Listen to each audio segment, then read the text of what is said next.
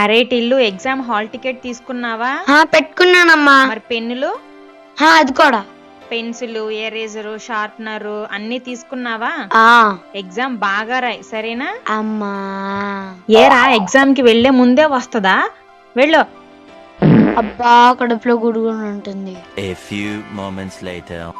వెళ్దామా? అమ్మా, కడుపులో మళ్ళీ గుడుగుడు అవుతుంది. అరే నానా, అది నీ లోపల ఉన్న టెన్షన్ రా. ఏం భయపడకు, ఎగ్జామ్ కి అంతా చదివేశావు కదా.